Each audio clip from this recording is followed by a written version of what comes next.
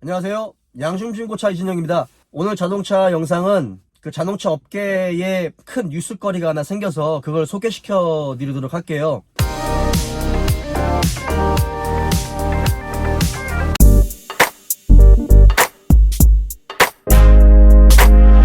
이번에 상법이 하나 개정이 됐습니다. 그게 뭐냐면 징벌적 손해배상 제도라는 상법이 개정이 됐는데 그게 2021년 2월 5일부터 시행이 돼요. 이 제도가 왜 자동차 업계랑 상관이 있느냐? 국내 자동차 제조사 있죠?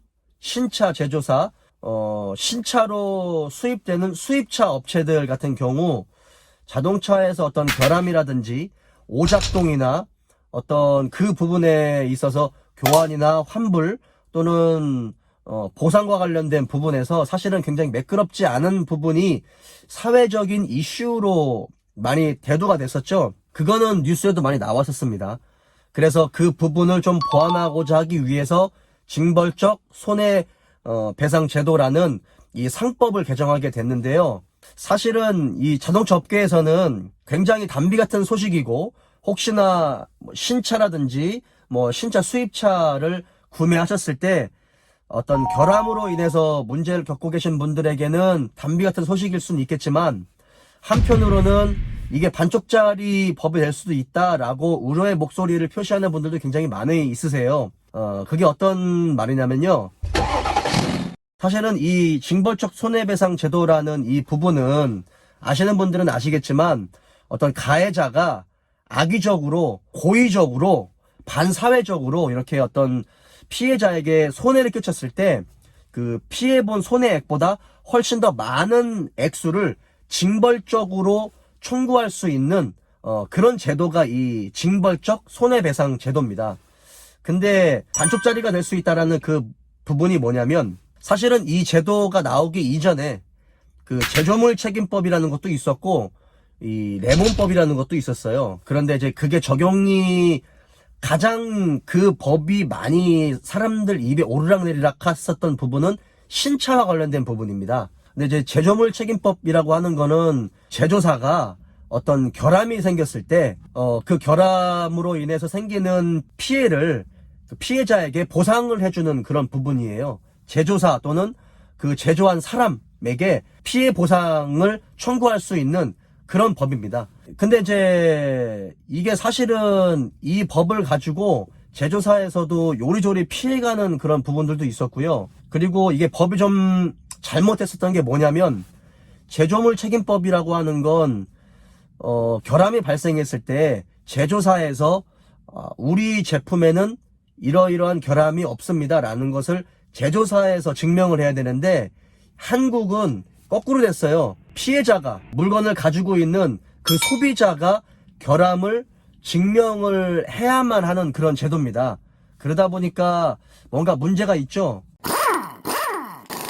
이 결함을 사실은 잘 알고 있는 건 제조사나 만든 사람 사실은 가장 잘 알고 있는데 소비자가 증명을 해야 된다라는 부분에서 비용적인 문제라든지 기술적인 문제나 시간적인 문제나 이런 부분에서 굉장히 불리했었습니다. 지금도 그게 그렇게 작용하고 있고요. 그리고 레몬법 같은 경우도 사실은 자동차나 이런 전자제품 같은 전자기기 이런 부분에서 중대한 문제가 생겼을 때 교환이나 환불 또는 보상과 관련된 부분으로서 이 소비자를 보호할 수 있는 이런 부분인데 그 부분에서도 적용이 돼서 환불이나 어떤 교환 이런 것들이 사실은 거의 되지 않고 있어요. 그래서 반쪽짜리 법입니다. 근데 이번에 새로 개정된 이 징벌적 손해배상 제도가 과연 얼마나 효력이 있을지 지금 제조물 책임법이나 레몬법도 거의 효력이 없다시피 한 껍데기 같은 그런 법이다 라고 전문가들은 얘기하는데 이번에 개정된 징벌적 손해배상 제도 같은 경우도 사실은 그 법 테두리 안에서 보호를 받을 수 있는 게 굉장히 한정적이지 않을까라는 생각을 하고 있어요. 하지만 법 자체가 만들어졌고 이런 소비자를 보호하는 측면 그리고 제조사를 좀 압박하는 측면 그로 인해서 제조사가 소비자를 생각하고 조금 더 제품을 신중하게 만들 수 있는 이런 측면에서는 좋은 쪽으로 작용을 할 것 같아요. 이번에 개정된 2월 5일부터 시행이 되는 제도가 참 기대가 되면서도 한편으로는 어떻게 적용이 될지 굉장히 궁금합니다. 그리고 징벌적 손해배상 제도는 2021년 2월 5일부터 시행이 되기 때문에 그 전에 차를 사셨던 분들은 해당이 안 돼요. 그 이후에 사셨던 분들에게 해당이 됩니다. 이것도 사실은 지금 스트레스를 받고 계신 분들이 있을 수 있는데 그런 분들에게는 안타깝게도 해당이 되지는 않고 있어요. 하지만 법령이 만들어졌기 때문에 앞으로 어떻게 진행이 될지 사실은 굉장히 궁금합니다. 자동차 업계에서 굉장히 이런 불만들이 많이 이루어졌고 대중적으로 이런 불만들이 많이 생겼고 개선해 나가야 된다라는 여론이 굉장히 많이 있었기 때문에 법이 시행될 수 있었던 것 같고요. 이 법으로 인해서 조금 더 혜택을 많이 볼 수 있는 분들이 계셨으면 좋겠어요.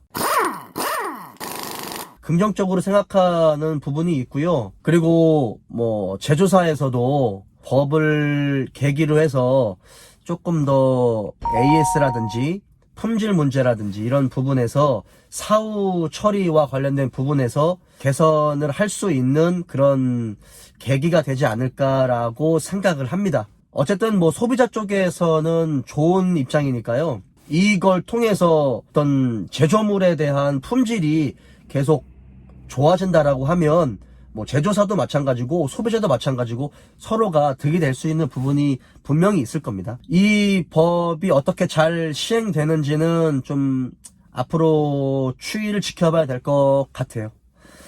자, 영상 참고하시고요. 오늘 영상은 여기까지입니다.